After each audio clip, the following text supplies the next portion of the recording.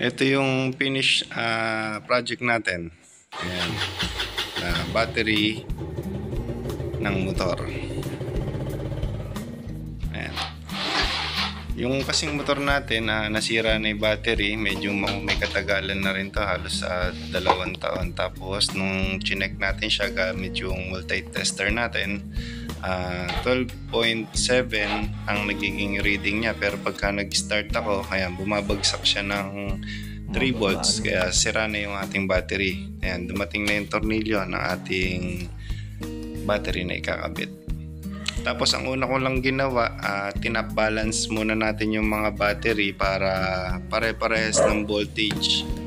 Tapos pangalawa kong ginawa, sinukat ko yung battery kung kakasya. Kung may holder ikakabit natin, parang hindi kakasya. Sinubukan ko ring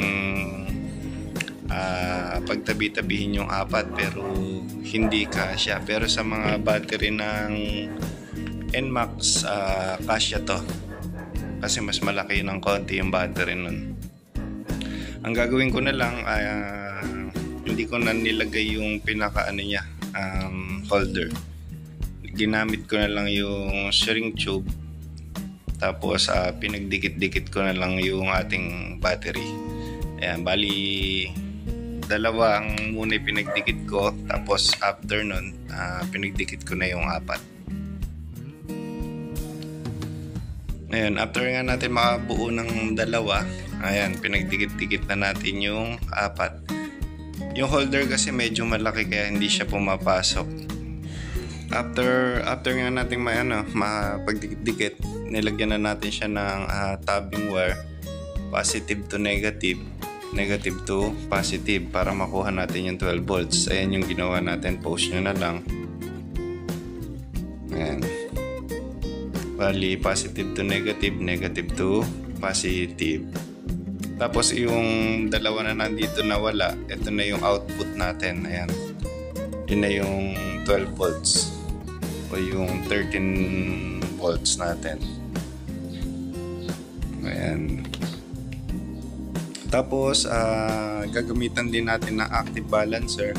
Siya yung nagbabalance dun sa 4 na battery para mapanatili niya yung balanse, yung voltage. Kasi pagka halimbawa hindi balance yung battery natin, pwedeng puno na yung isa, yung 4 ay hindi pa. Ayan, sinukat na natin itong black dito sa negative. Tapos yung kasunod na red, itong red na kasunod, ito dito siya. Tapos yung pangatlong red, ayan, pangatlong red dito, pang-4 na red naman dito sa kabila. Tapos yung pang-5 red do sa output na ng ating ng 12 volts. Bali, para malaman nyo kung tama siya, pwede nyo gamitan ng tester siya kung tama. Sunod-sunod lang naman to. Ayan, 3, ayan, 3. Tapos yung pangatlo 6, pang-4, ayan, 9.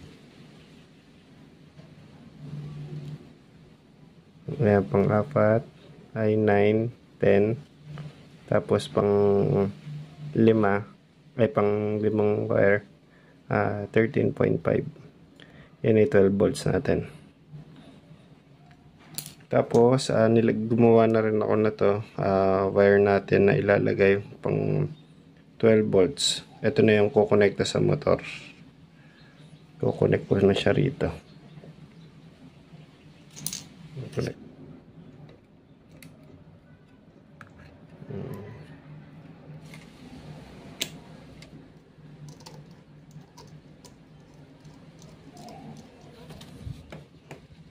Yan, naikabit na natin. Tapos double checking na lang. Double checking na lang ulit bago natin ikabit tong active balancer.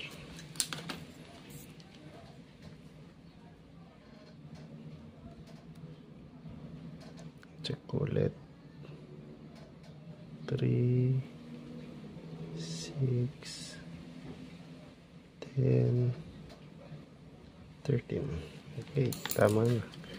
Tapos, kabit ko na itong active balancer na. Ay, yung active balancer na.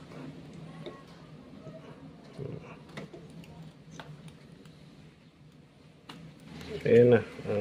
Okay na siya. Ngayon, babalutin ko na lang ng heat shrink.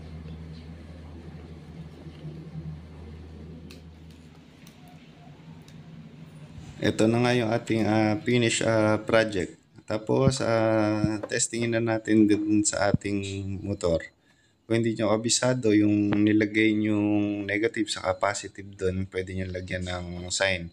Ang ginawa ko kasi rito, medyo maliit yung negative o mas mahikli yung negative ay yung positive para alam ko yung positive side sa yung negative side. Testingin na natin dito sa ating motor, paandarin ko na. Kung mapapansin nyo, ayan, hindi bumababa na 11 or 10 yung ating voltage. Ayan, working yung ating ginawang DIY battery. Maraming salamat ulit sa panonood ng ating video.